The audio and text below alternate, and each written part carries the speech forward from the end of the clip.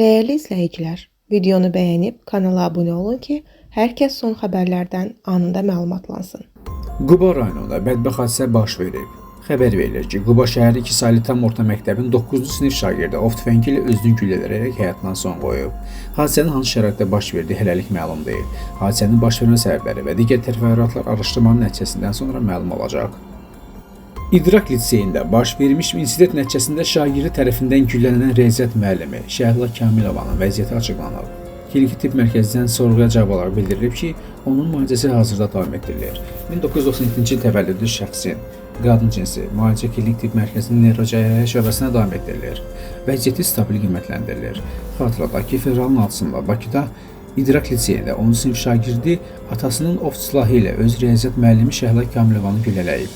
Faktla bağlı cinayət işi açılıb, hadisəni törətməkdə şübhəli bilinən şagird həbs olunub.